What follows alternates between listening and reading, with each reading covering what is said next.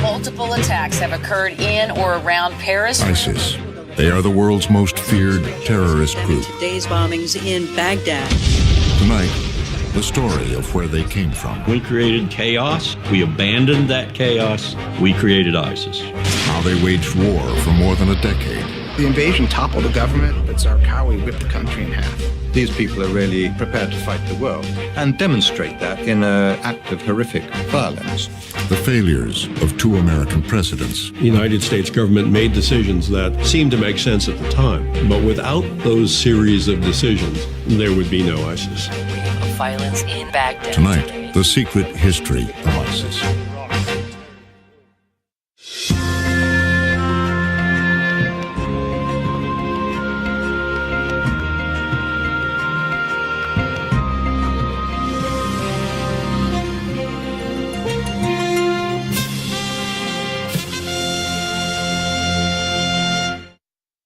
Tonight's program contains graphic imagery of war. Viewer discretion is advised.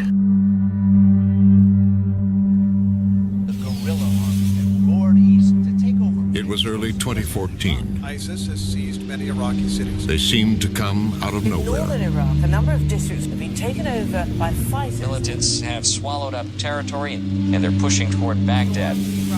The terror group ISIS started capturing key territory in Iraq. The jolting gong was when they swept into western Iraq and took control of a third of western Iraq. The banks that were robbed and stripped, the assets that were stripped in that entire area was huge. And that was, as I said, the jolting gong that said, wait a minute, how could this happen? Deep concern about ISIS pushing into Baghdad. ISIS has been seizing territory in Iraq and Syria. They were able to swiftly take over huge areas of Iraq. It was shocking how the army didn't even fight, didn't even put a fight. And taking over Mosul, the second largest city. I think Washington was stunned when the second largest city in Iraq, a city of 2 million people, fell in a day they've already captured Mosul to a terrorist organization that we had not imagined was in the first order of terrorist organizations. But these fighters were not new. They had been at war for more than a decade, ever since the American invasion of Iraq. They have used beheadings, suicide bombings, and mass killings to implement a violent plan. A plan designed and carried out by this man, Abu Musab al-Zarqawi, the founder of ISIS.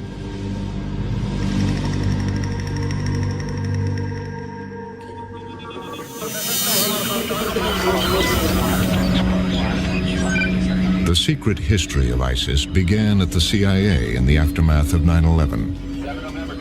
There was an urgent question about Abu Musab al-Zarqawi. I was an analyst working on the team that was charged with evaluating whether or not Al-Qaeda and Iraq had conspired together to conduct 9/11 attacks.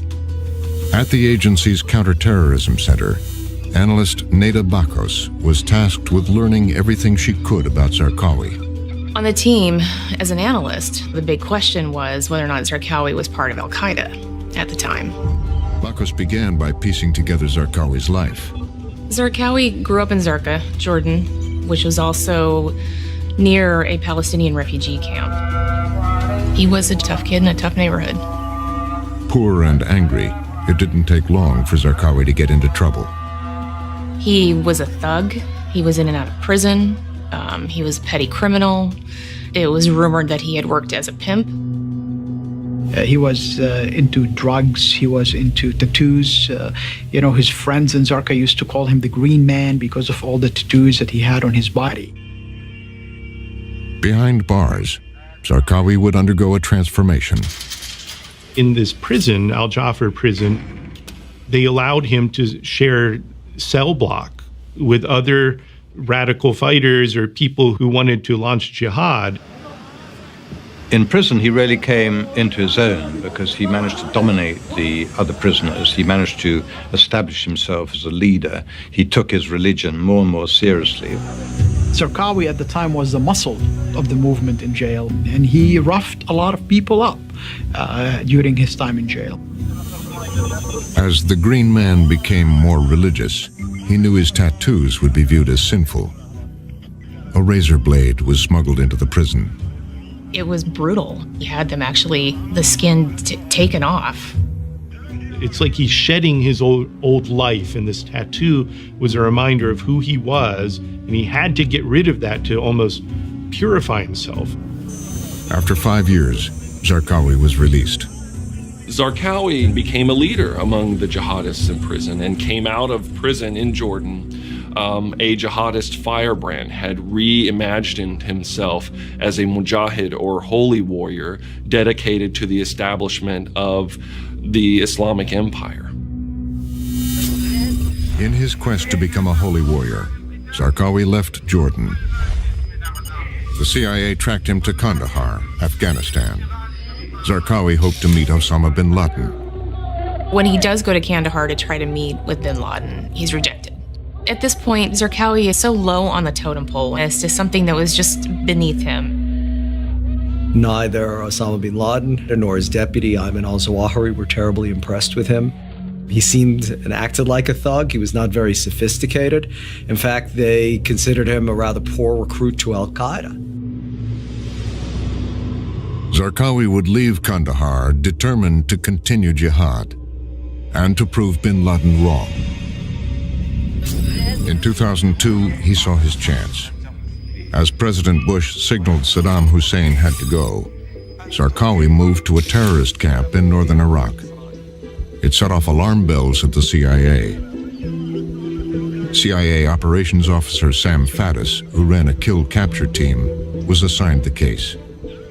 Headquarters is extremely interested. I mean, the number one time-sensitive priority as of June 02, when I left headquarters, was go collect on this Islamic extremist enclave along the Iran-Iraq border. It didn't take long for Faddis to find Zarqawi and learn what was going on in the camp. We literally had guys that were working for us that were inside the camp. They're working on chemical and biological weapons. They were doing a lot of work with cyanide-based things. At CIA headquarters, it was a threat they could not ignore if American troops were to invade Iraq. If we took Saddam out, Zarqawi was going to cause a lot of problems. He was someone who we would have wanted dead if we had the opportunity and the wherewithal to do it. And Sam Faddis had a plan to do just that. I mean, a handful of aircraft tomorrow, with the specificity that we have in their locations, will end this threat, and we will finish these guys. This seemed like the perfect moment. We know where they are, we know what they're up to. This seemed like the right time to target them and to go after them. The attack plan was fast-tracked from the CIA to the White House. But as America prepared to take out Saddam Hussein, the president was told that hitting Zarqawi could cause a problem. I remember there were discussions about attacking various camps that we thought bad guys were hanging out in. And I think the one you're referring to, we made a judgment that let's not start the war before we're ready. When news of the decision reached CIA headquarters, there was frustration. Oh, I couldn't believe it. We have a prime opportunity to take out a jihadist that we know poses a threat to our allies, in addition to American forces once they invade. There was nobody on that team who felt like Washington had made the right decision. There's another country getting up, ready to go up in flames. We're giving them time and space. This will turn out very badly. We need to get rid of them right now. But as Vice President Dick Cheney headed to the CIA, he was preparing to do something else with Zarqawi. Use him to connect bin Laden and Saddam Hussein to make the case for war. Vice President Cheney came to the CIA asking lots of questions. He wanted to know, not only is there a connection between Saddam Hussein and bin Laden, but We want there to be a connection between the two. The CIA officers believed there was no evidence of a connection. No, never. We never found any indication that Zarqawi was in Baghdad working for Saddam or linked up with Saddam. He obviously is. The vice president and his chief of staff, Scooter Libby, pushed back. It was pretty intense. We were lined up on one side of the table. Vice President Cheney and Scooter Libby were on the other side. And, they walked in with a lot of questions and being very skeptical as to the intelligence that we had been gathering up till that point. Cheney seemed to want Zarqawi to be the link between Saddam Hussein and Osama bin Laden. The vice president's frustrated. His questions are all about Zarqawi, his connection to Saddam, and whether or not they had discussed 9/11 and if Saddam had participated. Bakos says the vice president didn't like the answer. We tried to explain over and over again that it would be impossible for him, logically, to be working with Saddam. There was no connection between al-Qaeda and Saddam Hussein in Iraq that we could find. And Zarqawi's the kind of guy Saddam would kill without a moment's thought. And the response to that was met with skepticism, lots of questions, and a lot more frustration. But at the White House, the allegations would not go away. They would appear again as Colin Powell prepared for a speech at the United Nations designed to convince the public to support the war. The speech supposedly had been prepared in the White House and the NSC, but when we were given what had been prepared, it was totally inadequate and we couldn't track anything in it. And when I asked Condi Rice, the National Security Advisor, where did this come from? It turns out the Vice President's office had written it. Powell would turn to the CIA to vet the speech. We had a copy of the speech that was sent over from the White House that Powell was preparing, and one of our senior analysts was working on it, editing, working on the language to ensure that it reflected our analysis.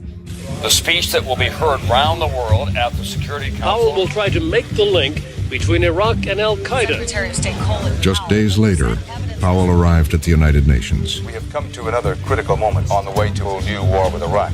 Walking into that room is always a daunting experience, but I had been there before. And we had projectors and all sorts of technology to help us make the case.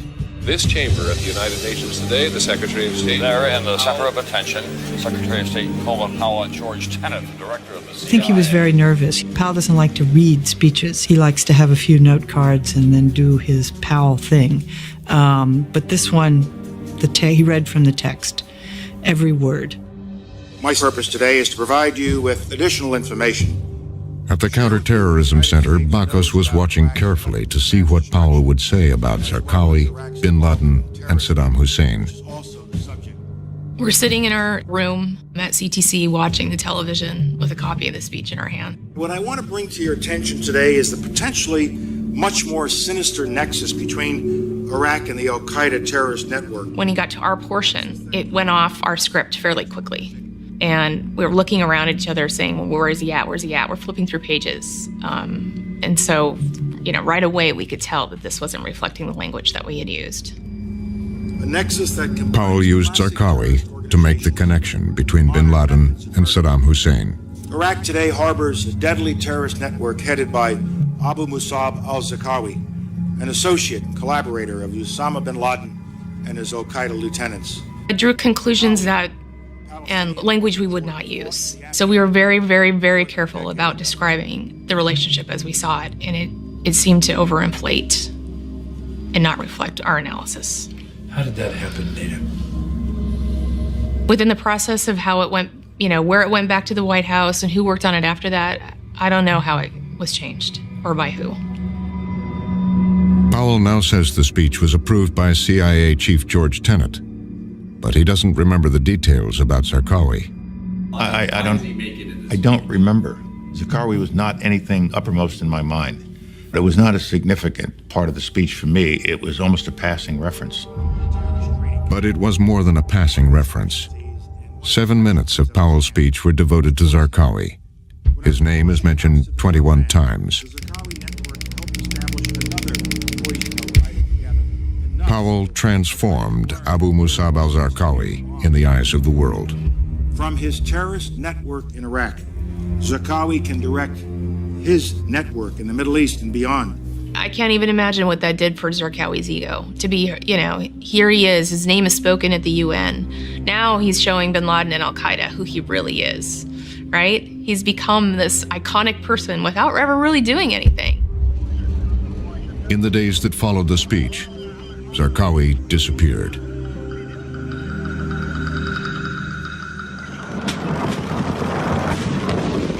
Rapid series of 40 explosions lit up Baghdad in the early morning hours. Officials have been using the term shock and awe to describe the Sultan. Zarqawi watched the American shock and awe campaign. And as the occupation began, Zarqawi waited for an opportunity. Before long, the man George W. Bush picked to run Iraq, L. Paul Bremer, gave him one. And those who were on high before, in particular the Baathists, He promised to purge the Iraqi government. the Iraqi people will be removed from office. He also issued an order that disbanded the entire Iraqi military. You had something on the order of 250,000 Iraqi men, military age, all trained in using weapons.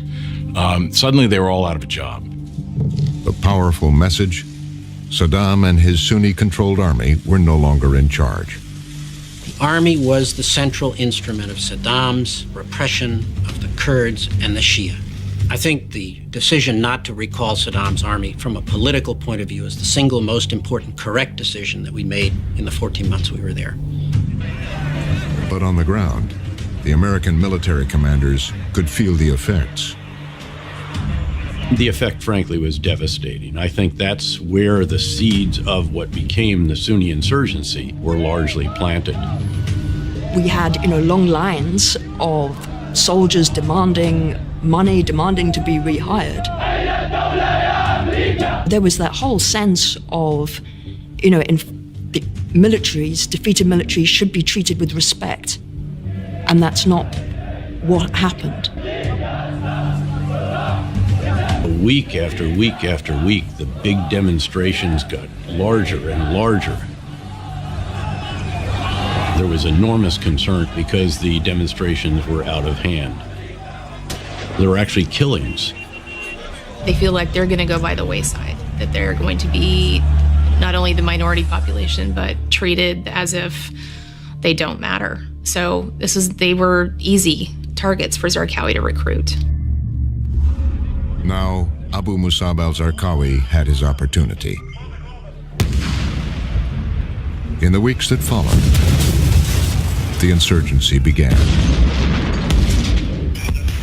When these sorts of attacks began, nobody was quite clear, I think, where they were coming from, who was behind them, and how sustainable they were. There has been another spasm of violence in Iraq. Killed at least 5 Iraqis in the center. In Washington, they insisted everything was under control. There's an absence of authority, a vacuum of authority for most people. I picked up a newspaper today, and I couldn't believe it. I read 8 headlines that talked about chaos, violence, unrest, and it just was henny penny, the sky is falling. I've never seen anything like it. It's just unbelievable how people can take that away from what is happening in that country. Willful denial is one way of putting it. I remember, thinking at the beginning, this is really, really strange. It's one thing to analyze the situation and then spin it. It's another thing to then start to believe your spin. In August, the biggest bombing yet. Massive explosions at the Jordanian embassy. Mayhem in Baghdad. Terrorists exploded a truck outside the compound. This Iraqi runs in, and I said, "What happened?" And he said it was hit by a suicide bomber. I think that was the first one. To think that after that, there would be hundreds and hundreds and hundreds of suicide bombers. Thousands even. It's amazing. The bloodshed in Iraq. It was Zarqawi's first major attack. Then, less than 2 weeks later, a bomb at the United Nations headquarters. الانفجار الذي استهدف مقر بعثة الأمم المتحدة ببغداد Zarqawi had a strategy. He's just trying to leave it so that it's only the United States military left, and it's a black and white conflict. And this will enable him then to rally considerably more support to himself and to his cause. 40 people have died today in a series. The immediate effect of that was the UN left, and all the NGOs were gone within a few weeks, all of them. And so it essentially left the Americans alone. That was it. It's just you. It turned Baghdad into a kind of this eerie, militarized ghost town. Baghdad, a U.S. vehicle was on patrol when it came under attack. Violence has returned with a vengeance. Last night, 2 more soldiers killed violence today. The most deadly was a car bombing that killed at least 11 people. In Washington, Bakos and other analysts sifted the evidence from the bombings. Soon, President George W. Bush received a briefing document written by Bakos, but without her name attached. It outlined Zarqawi's role in the bombings. I wrote a presidential daily brief based on intelligence that we had received that Zarqawi was responsible for some of the major initial attacks in 2003, that he was still there, and that he was looking to foment civil war.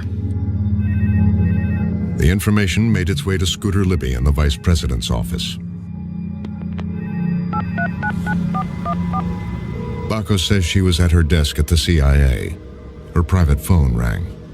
I received a phone call at my desk to my own line from Scooter Libby's office. To call an individual analyst is only about pressuring them, intimidation. We write these anonymously when they go to the White House. Our names are not attached to the brief. And I immediately told them I couldn't discuss any of this and hung up. At the vice president's office, they weren't done with Bakos.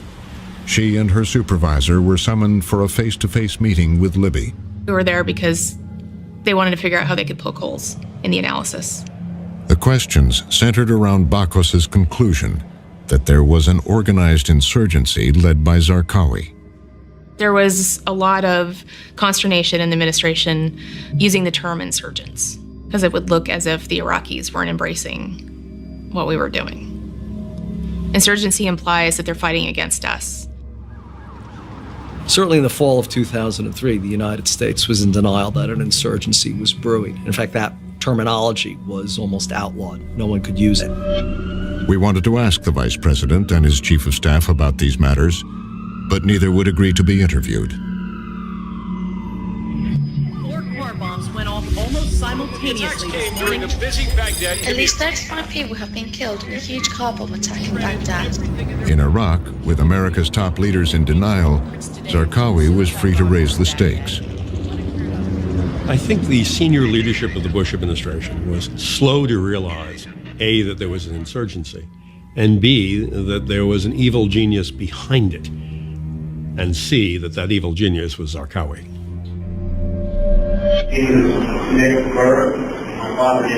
Zarqawi would now send a message to the American people. Zarqawi already had captured people's attention from the succession of suicide bombings. Now he cultivated a different means to do so. And with someone like Nicholas Berg, I think very tragically, he found exactly the kind of person he wanted. An American, a do-gooder, who was also Jewish.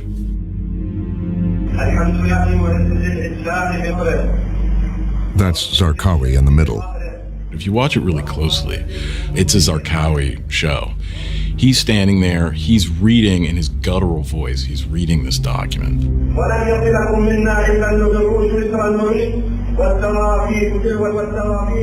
Then he's finished reading, and I'll never forget this, he finishes reading and he just hands the script to an aide, who kind of takes it. It was just like a CEO handing his briefcase to his aide, and then he pulls out the machete.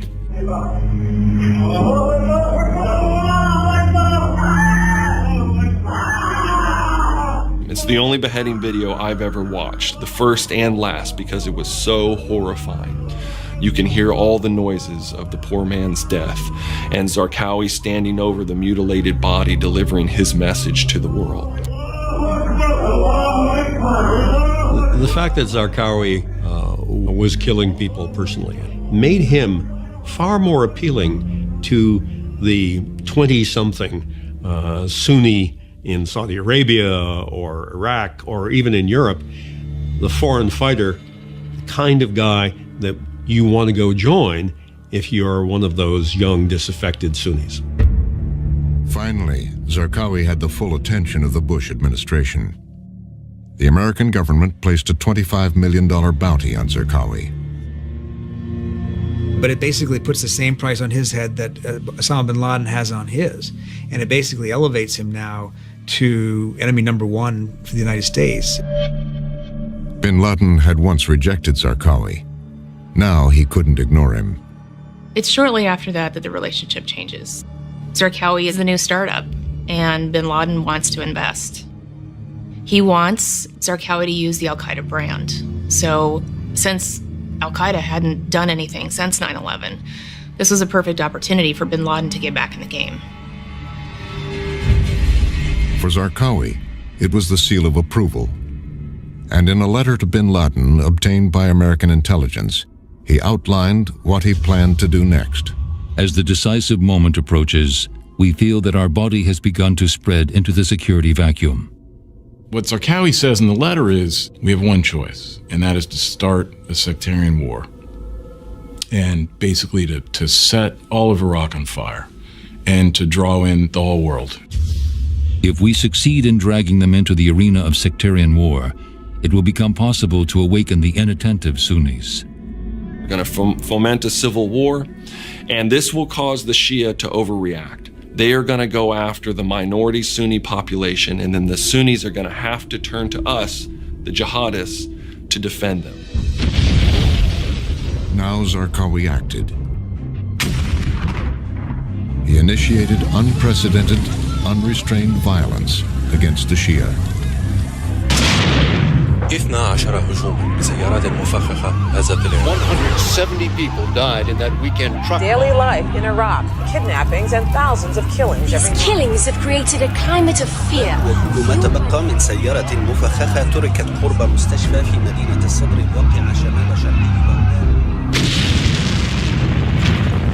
A wave of sectarian killing across Iraq left Zarqawi was becoming known by a new name, the Sheikh of the Slaughterers. 12. Once he pivoted to Shia, Baghdad was just hammered with huge car bombs, but also just daily assassinations of families, of neighbors. Then you started having those torture cells, the beheading videos. The invasion toppled the government, but Zarqawi ripped the country in half.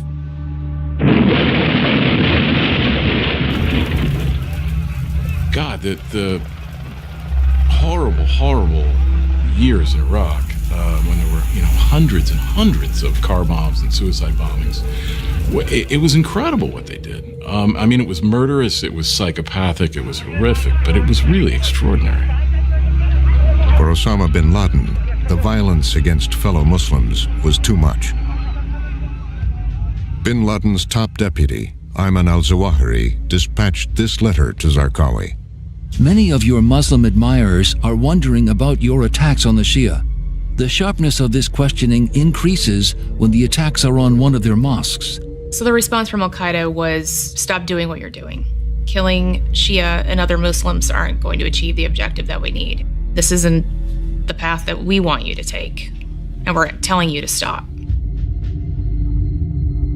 My opinion is that this matter won't be acceptable to the Muslim populace, however much you have tried to explain it, and the aversion to this will continue. 170 people died in that weekend truck bombing. But Zarqawi disagreed.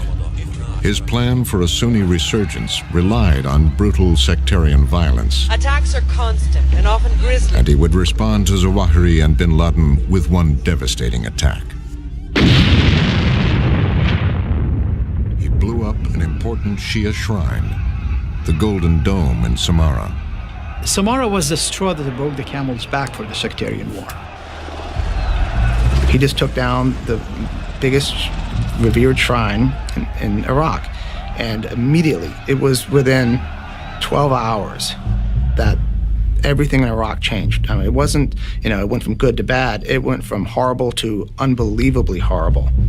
It was all-out civil war. Tens of thousands would die.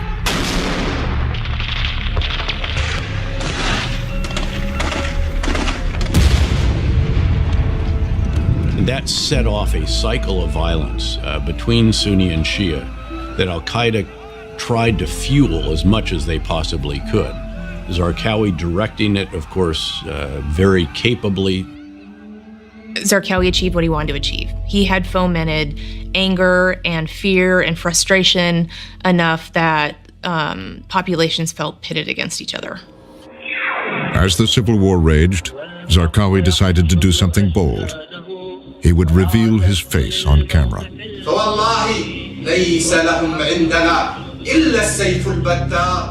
understood the power of the internet. It showed him using an American automatic weapon. Not necessarily using it correctly, but he did use it in a way that I think established his flair for publicity. It's propaganda. It's recruitment. It shows what their intention is. He's wanting other people to join him. He's building his army at this point.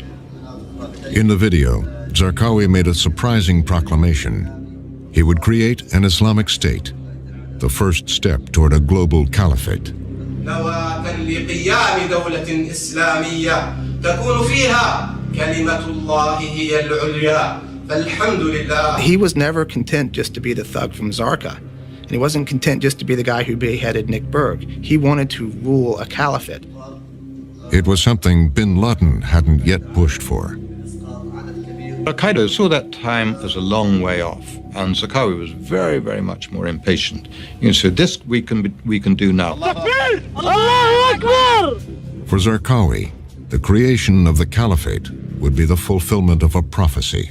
That religious vision promises the return of God's kingdom on earth, the reestablishment of the early Islamic empire, the empowerment of Sunni Muslims around the world, that the reestablished caliphate will eventually take over the entire globe, and then the entire world will come crashing to an end.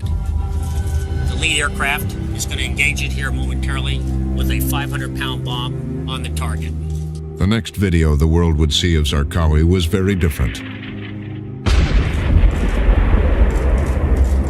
In 2006, the U.S. military received a tip and bombed Zarqawi's hideout. The terrorist whose forces set off so many of Zarqawi was dead, but his call for an Islamic State would live on. Al-Qaeda in Iraq is dead. Zarqawi's death is a severe blow to Al-Qaeda. It's a victory in the global war on terror. President Bush seized the initiative. He ordered a surge of American troops into Iraq to stop the bloodshed. Troops, both Iraqi and American, will try to slow down the killing amongst Sunni The surge begins, but the president stands increasingly alone. He is calling its Iraq. General David Petraeus was the commander. The priority had to be on securing the Iraqi population, and that this could only be done by living with the people. So we went back into the neighborhoods in Baghdad and other areas that were threatened by this ever-spiraling Sunni-Shia cycle of violence. 10, 20, 30, 40,000. Helped by hundreds of millions of dollars, Petraeus made an alliance with the Sunni tribes that had once worked with Zarqawi. The hierarchy in society chopped off too many heads there, taken too many wives from the local population, had upset the power structures. Guys from the tribes started to turn against Al-Qaeda and looked to the US military for support.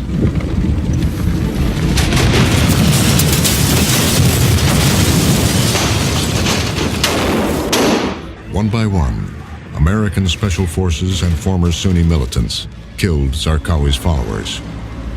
Al-Qaeda in Iraq had been eviscerated. There are probably 37 individuals that survived that onslaught that we created in 07 and 08 that were really Al-Qaeda. The definition of destruction is that you are rendered incapable of performing your mission without reconstitution. So they're flat on their face and they're down, and we had our boot on their neck. What was left of Zarqawi's group would go underground for 3 years.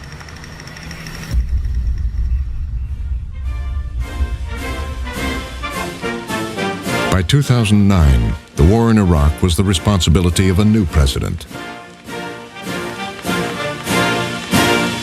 President Obama was elected on a promise to get the United States out of Iraq, and he was determined to do that. And early in his presidency, he announced his plan in front of thousands of Marines. I've come to speak to you about how the war in Iraq will end.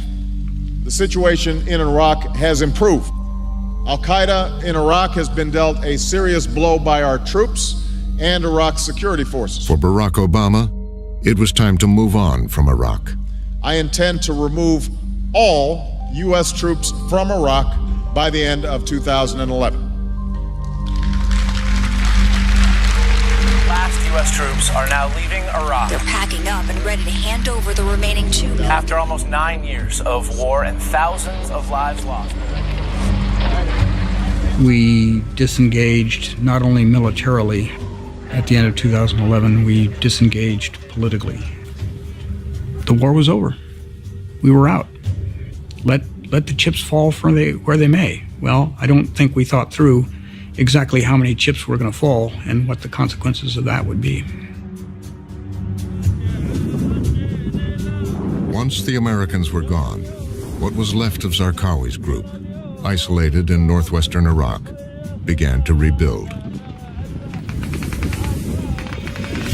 They had a new leader, Zarqawi's successor, Abu Bakr al-Baghdadi. I mean, he really is a chip off the old block in terms of Zarqawi. He has the same sort of sensibilities, the same flair for publicity, the same obsession with widespread violence. They are part of a similar ideology. They believe in political Islam. They have a view of the caliphate. Baghdadi had a PhD, he was a soccer player. Abu Bakr al-Baghdadi's journey from religious scholar to jihadist leader started back in the early days of the American occupation. As the U.S. Army conducted mass sweeps of the Sunni population, Baghdadi was put into an American prison. For a number of people who'd spent time in these jails, they spoke about them as jihadi training camps. So through being in jail together, people created new networks. They were known as jihadi universities. Baghdadi learned Zarqawi's methods. He is able to network with other committed jihadists, capable jihadists that were attached to major organizations like Al-Qaeda in Iraq. And he begins to network with these men, many of whom he would rise with through the ranks of Al-Qaeda in Iraq, later the Islamic State. After his release, Baghdadi moved up inside Zarqawi's organization. He very wisely played up the idea that his tribe had direct links to the Prophet Muhammad. And this was very important for establishing his legitimacy as a leader. In audio recordings, Baghdadi would use his religious authority to justify acts of terror.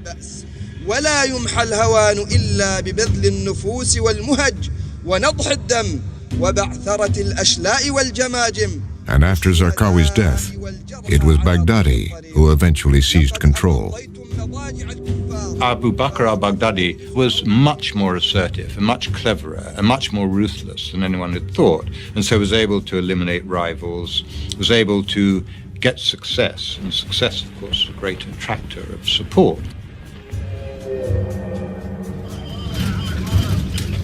As the group's new leader, Baghdadi worked to rebuild.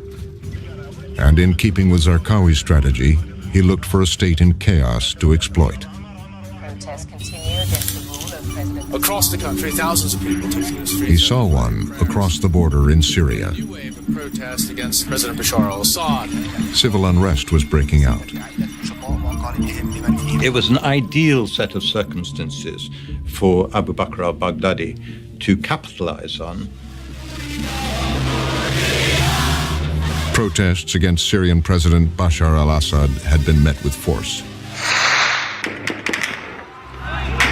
There were peaceful demonstrations. These were put down violently, and that then sparked this cycle of violence. As the unrest grew, Baghdadi secretly sent agents into Syria to help fuel civil war. He wanted to establish the caliphate now. He wanted to take over towns, villages, and then cities. The border between Iraq and Syria could disappear if his organization controlled both sides of the border. In Damascus, Baghdadi's men used the bloody methods of Zarqawi's insurgency to announce their presence. I was sitting in my ambassador's residence in the upstairs den, reading when the 2 bombs went off. Immediately, from my time in Iraq, knew those are car bombs. That's not a normal sound here in Damascus. Ambassador Ford dispatched a reconnaissance team to the site. Got a sense of how big the holes were and what had happened. The way the car bombs were delivered, crashing through gates with a follow-on car, was exactly what we had seen the Al-Qaeda organization do in Iraq. And so it had the fingerprints of Al-Qaeda. The wave of car bombings that convulsed Damascus showed that tactics that had been successfully employed in Iraq had now been successfully exported to Syria.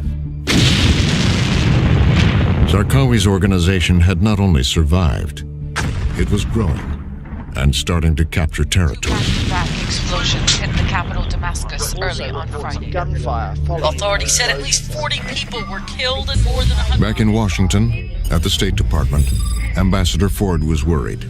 He wanted to offer military aid to Syrian rebels who were seen as moderates.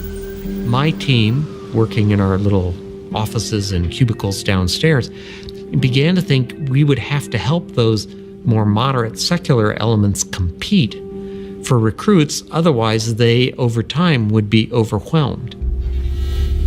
But first, the White House would have to sign off. Ford had 3 important allies in the administration: CIA Director David Petraeus, Secretary of State Hillary Clinton, and Defense Secretary Leon Panetta. They made the case to the president. You did have people inside the administration who said, we need to get involved here. We need to help this opposition forces. We need to find those who represent values that we can live with and provide them arms and training. The only way we were going to get credibility with those that were fighting on the streets and dying was to be able to provide the weapons they needed in order to confront Assad. And that's why I supported Petraeus' recommendations and why we recommended that. Despite the recommendation of his senior advisors, the president was reluctant. For us to think that somehow there is some simple solution, I think is a mistake.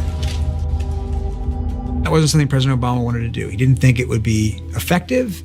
He didn't want to necessarily get involved in somebody else's civil war.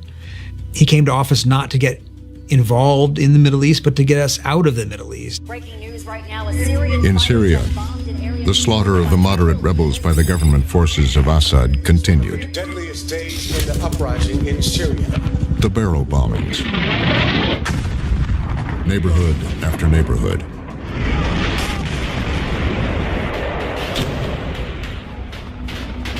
They wanted our help.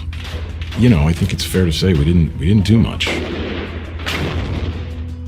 We did almost nothing to help them. Therefore, they're gone. I mean, they're gone. They're finished. I mean, as a significant force, they're finished. Nearly a year later, the president changed his mind. He authorized light weapons for the moderate rebels. But it was too late. Meanwhile, Baghdadi's forces grew even stronger. And the consequences are exactly what the CIA and the Pentagon and the State Department predicted, was that if the United States isn't shaping the opposition to Assad, radical Sunni groups that look a lot like Al-Qaeda will do that. And they did. By 2013, Baghdadi's army captured whole sections of Syria. The civil war in Syria gave him an opportunity. The civil war in Syria gave them a platform. Now it's not a few dozens hiding in the Western desert. Now there's thousands and thousands of foreign fighters that's coming from everywhere. 5,000 from Western Europe, 6,000 from Tunisia, almost 5,000 from the former Soviet Union. People coming from everywhere. Baghdadi finally had what Zarqawi promised, a state. He called it ISIS and established its headquarters in Raqqa, provoking a final break with al-Qaeda. Al-Baghdadi's success in carving out this Islamic State and putting Raqqa as its centerpiece, as its capital, is a reflection, again, of a strategy that Zarqawi pursued. And inside its territory, ISIS would rule through violence and fear.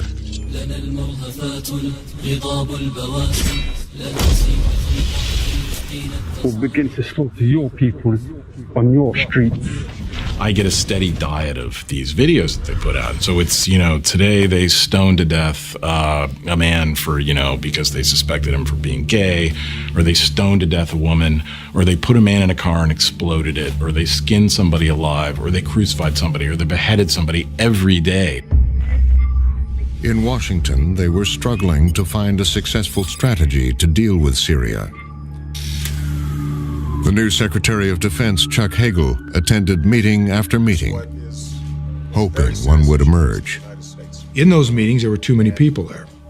I'd go into these meetings and every chair was filled in the Situation Room. You have 30 people in there sometimes. What were they doing in there? And everybody had a chance to talk. We rarely got to a conclusion or a decision, and too many people talking. And I think that always leads to an ineffective process. The president himself resisted authorizing military intervention. The notion that the way to solve every one of these problems is to deploy our military. That hasn't been true in the past, and it won't be true now. The threat of ISIS seemed distant. President Obama doesn't see this emerging group as an existential threat.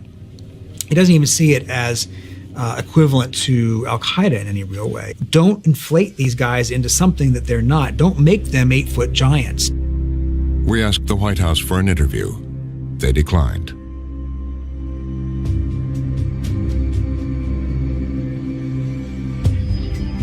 Back in Raqqa, Baghdadi was pursuing a new opportunity: the expansion of ISIS into Iraq. At this very time that al-Baghdadi is building his organization in Syria, the Baghdad government, the Shia government of al-Maliki, starts virtually assaulting the Sunni homeland. In the years since American troops had left, Iraq's Prime Minister Nouri al-Maliki, a Shia, had initiated a crackdown on the Sunni population. The Sunni Arab tribes in Iraq had become disillusioned with the Shia-dominated government in Baghdad. So there was widespread disaffection among the tribes. They began to engage in a series of protests against the regime. And these protests are violently crushed. And in such an environment, that enabled Islamic State of Iraq to rise up out of the ashes and saying, we will protect Sunnis from Maliki. It was the moment Baghdadi had been waiting for. Where have the Sunnis to go? There's only one place they can go.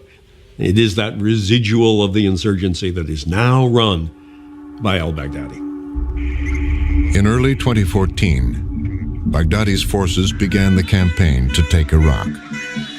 The Iraqi army, which was built at the incredible expense, I don't even know what the final price tag was, $30 billion. Largely by the Americans, paid for by the American taxpayer. All their equipment, everything. It all came apart. In no time at all, they rolled over Fallujah, Ramadi, then the biggest prize yet, Iraq's second largest city, Mosul.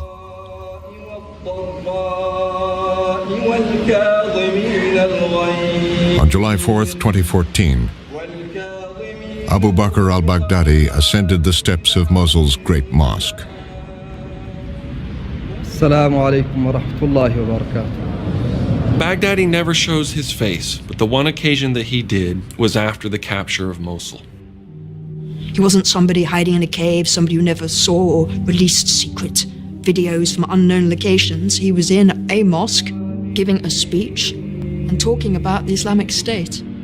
From the pulpit, Baghdadi finally fulfilled Zarqawi's dream. He made it official, declaring himself the Caliph, the ruler of the global caliphate. Baghdadi addresses the assembled audience and proclaims himself the Caliph and the ruler of Muslims worldwide. He proclaims the victory of Zarqawi's political project nearly a decade earlier. They now control a swath of territory containing some 5 million people. They have a war chest of some $2 billion. It's a remarkable success for an organization that was soundly defeated in 2009. Baghdadi had turned Zarqawi's vision into a terrifying reality. On the eve of 9/11, we have 400 pledged members, people who pledge allegiance to Osama bin Laden. But now, they have countries, they have armies, they have tanks, they have missiles, they have stuff that Osama bin Laden did not dream to have in his wildest dreams. The United States of America is meeting them with strength and resolve. I ordered our military to take targeted action against ISIL. In the nearly 2 years since Baghdadi's sermon, the Islamic State has come under assault from the Americans, the Iraqis, the Russians, the Iranians, and many others. They have lost territory, but ISIS has already gone global. Inside the Parliament building, Canada's capital was stunned. Copenhagen, Denmark, a city in terror. ISIS conducted or inspired Eastern Egypt tonight. more than 90 attacks around the world Multiple attacks have occurred in or around Paris. and have more than 40 affiliated terror groups in 16 countries. The attack left at least 14 people dead and 14. They have promised that the worst is yet to come. What investigators say was an ISIS suicide bomb attack in Turkey. Now, Belgian officials say 34 people were killed and 187 were wounded in 2 explosions. And after today's horror, the question is, how many more terrorists are ready to strike?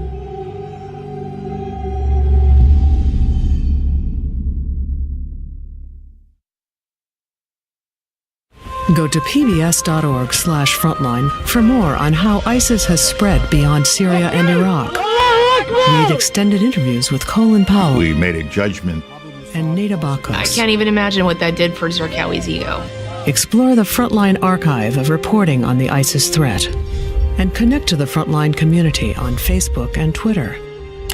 And if stories like this matter to you, then sign up for our newsletter at pbs.org/frontline.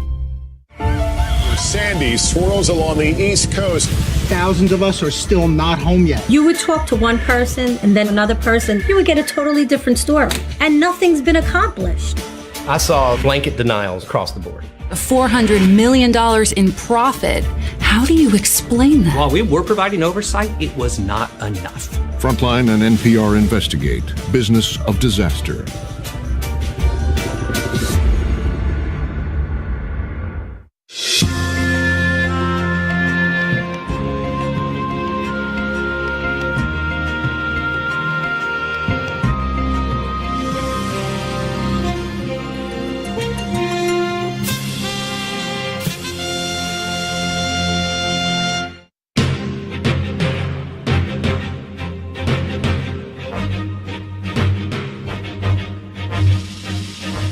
For more on this and other Frontline programs, visit our website at pbs.org/frontline.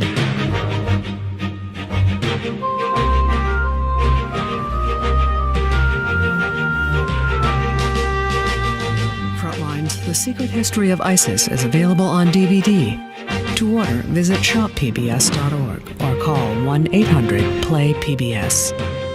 Frontline is also available for download on iTunes.